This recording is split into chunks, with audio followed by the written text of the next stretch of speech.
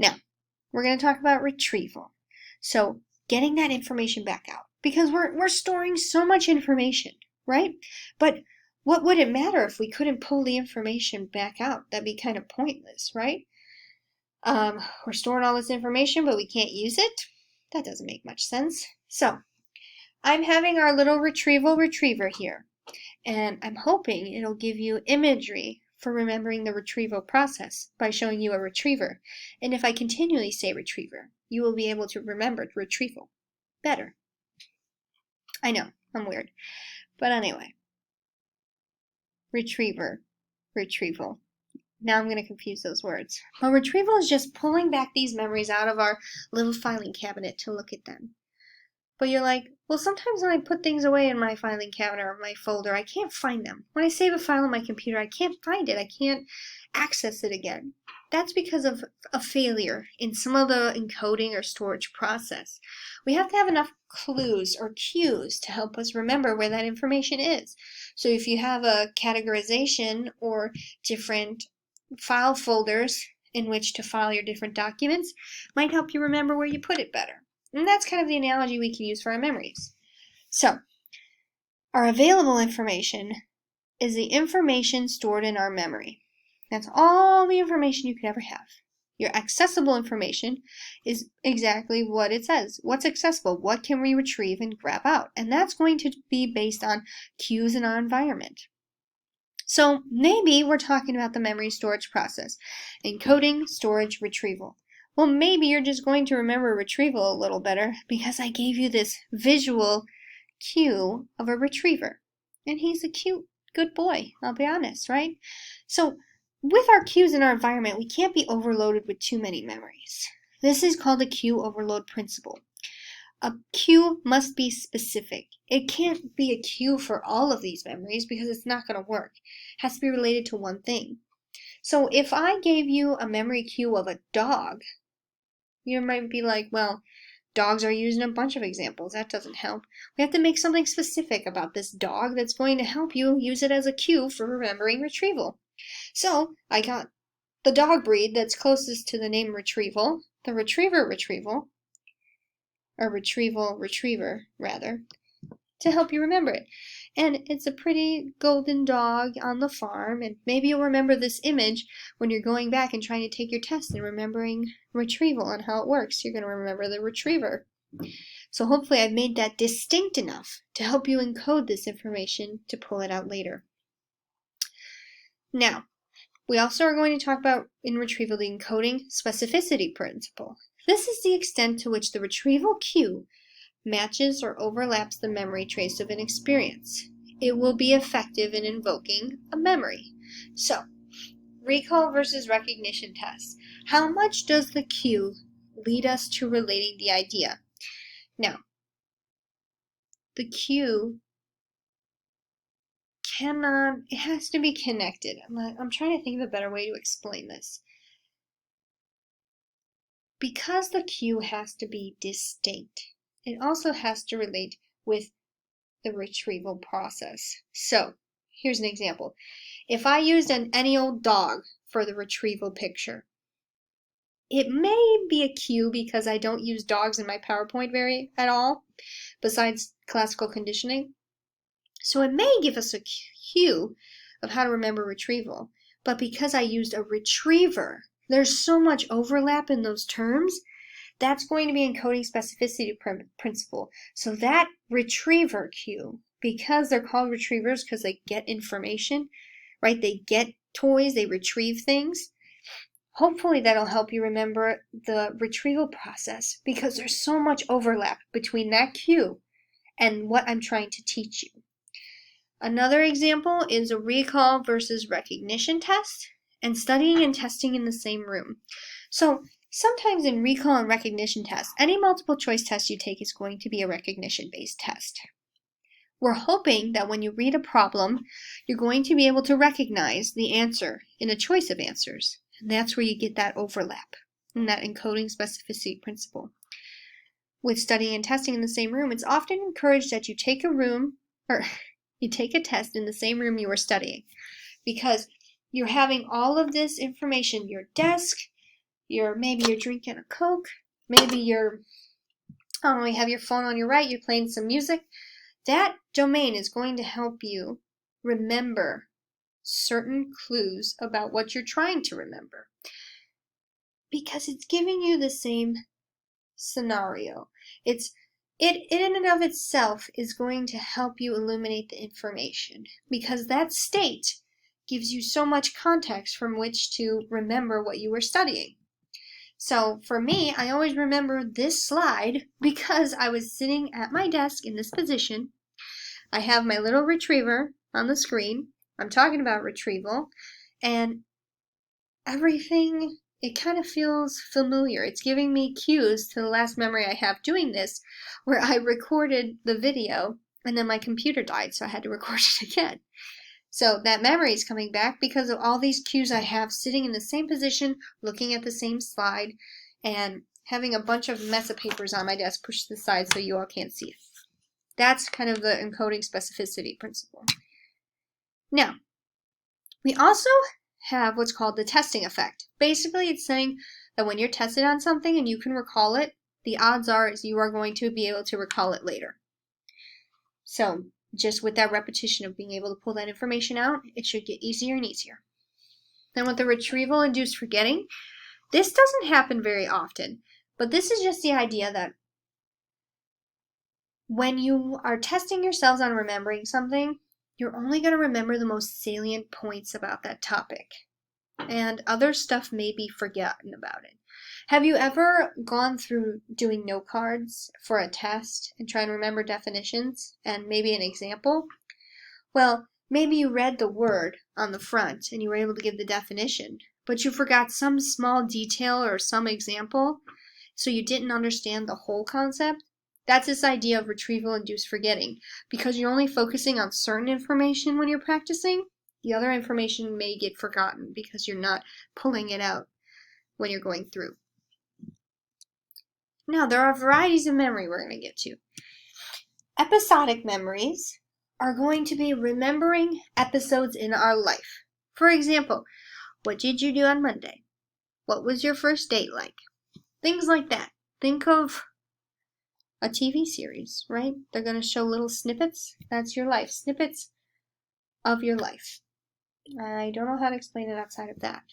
It's pretty straightforward. Semantic memories are going to be our storehouse of more or less permanent knowledge. So this is going to be your facts.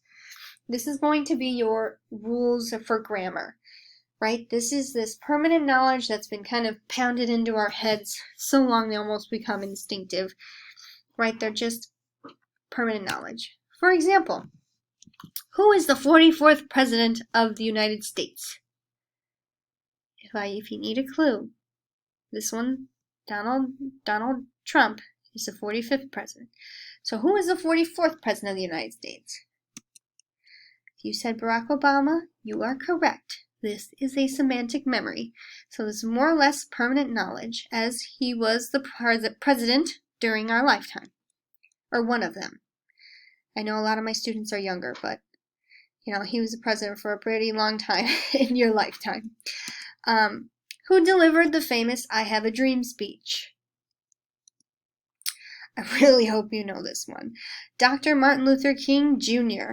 This is going to be examples of our semantic memory. And it's also going to be words and their meanings. You don't have to think about what words you're trying to produce most of the time, unless you're me and you overanalyze every word you say. But words and their meanings are also going to be held in our semantic memories. Now, we're also going to have what's called a collective memory. This is the kind of memory that people in a group share. So this could be a family. Maybe you have some family memories or traditions that get passed on. It could be a community. So it could be, Washington. You have certain stories and memories within a community that get passed on. And remember local custom, historical events in a unique fashion.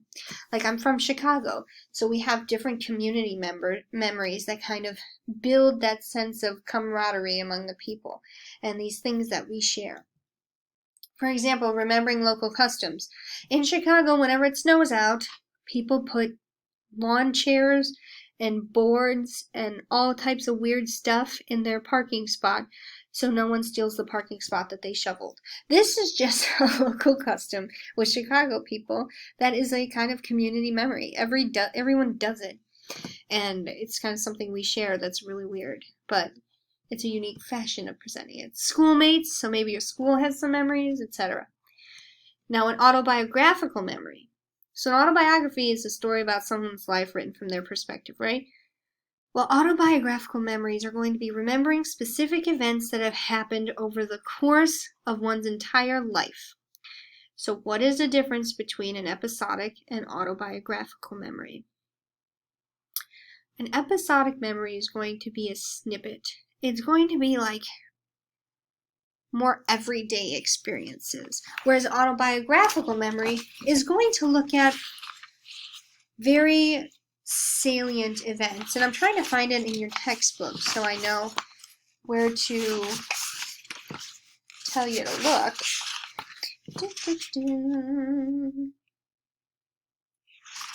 Sorry. That's going to be on pages 3 and 4 of this unit to help you kind of differentiate those two. Now, a flashbulb memory is very interesting. Now, a flashbulb memory gets its name because in the olden days, they used to take pictures with a giant camera and hold the flashbulb up, and it would go with a very bright light, sometimes the smoke you see in the movies, and take a picture. Well, that flashbulb memory is a vivid memory in learning important news. Now, this could be a memory, but it's so emotionally charged that you're going to remember it. For my generation, it's remembering where you were when the terrorist attacks of 9/11 occurred. I can remember where I was sitting, what I was feeling, what I was doing. It's very distinctive, right? That emotionally charged nature of the situation will help me remember it better. But my memory is not going to be perfect, but it will feel very perfect because my emotions overtake that situation. For you all who didn't experience that, I'm trying to think of another salient example. Maybe when a certain celebrity died. Maybe something like that was very important to you. You remember where you were when that happened. I have an aunt who, remembers every detail about where she was when Elvis died. Right? Those are flashbulb memories. So we have lots of memories, right? And the way to improve our memory, this will be good for your studying, is to construct meaningful cues that remind us of the original experience. Cues should be distinctive and not associated with other memories, as we talked about with that cue overload principle. So just trying to analyze situations more and really elaborate on them, thinking about all those sensory experiences that blend into the moment, so that when you're taking a test, you can remember those distinctive cues and not panic because you forgot to encode something properly. Because when something doesn't get encoded properly, it's just us forgetting. So those meaningful cues are going to be very important. One example I have is I always remember when I was studying parts of the brain in psychobiology. I had a whole course on it. For the hippocampus, I would always remember a hippo because I convinced myself that hippos have good memory. And I always pictured a big purple hippo. Now that's really silly, but it helped me remember it. So these things don't have to make sense, we're just giving them distinctive cues, right? So for me, it was creating that imagery of a hippo, a big purple hippo. Helped me remember the duty of the hippocampus. That's one example. Take it as you will. But mnemonic devices are also memory aids or tricks. So there's a peg word technique, and it's basically rhyming associated with numbers. So kind of like that memory athlete used. He associated those different numbers with different sounds. Well, the peg technique looks at how we can rhyme the numbers. So if you ever have to remember numbers, you try this rhyming technique. But 1 sun, 2 shoe, 3 knee, etc. There are a lot of songs like that may come to mind, but that's peg word technique. Method of loci, it's this visual spatial exercise that helps you remember things. I had someone teach me the chambers of the heart, but using a house as an analogy. And she walked me through the different rooms of the house. And that helped me remember it for a short period of time. I don't remember it now, but I remember the visual imagery she had of the blood flow like me walking through the stairs of the house. So it's using location and familiar places to help us remember information. Excuse me. Then there's also acronyms and acrostics. Acronyms are going to be like SCUBA, self-contained underwater breathing apparatus. And then, what's another one? Roy G. Biv. That's an acronym. Each letter, or no, not Roy G. Biv, excuse me. That's a, maybe. But acronyms are going to form a word that kind of has its own meaning, like scuba. We know what scuba gear is, but it stands for something else much larger. We've condensed it and recoded it to remember what scuba gear is. Acrostics are going to be like, please excuse my dear Aunt Sally. So we remember those meanings in those terms for math order of operations, right? And we're doing that by giving it a word association, and each letter is going to begin with one of the processes for the order of operations. Please, parentheses, exponents, multiply, divide, add, and subtract. PEMDAS. Some people say PEMDAS. That could be an acronym. But please excuse my dear Aunt Sally, that's an acrostic. Or like when you read music, you read the lines as every good boy does fine. And the space in between is FACE, F-A-C-E. Those are acronyms and acrostics, and they help very much for remembering things that you may have learned years ago. Rhyming is really good for helping because it's elaborating on that material. And again, kind of goes with that peg word technique. So we're creating that association with the sounds and just building on that. Sometimes making a song with it can work. Whatever way helps us make these cues more distinct. So providing our own examples is a great way to do that. Chunking, like we said with the telephone numbers, and imagery, creating an image in your head. It may help you remember. Like the retriever, right? If I talk to you about retrieval, you might mention that dang retriever and be like, wow, that was a lot of saying the word retriever, but I remember it. And that's it for this week. Sorry, I thought I had more, but I guess not.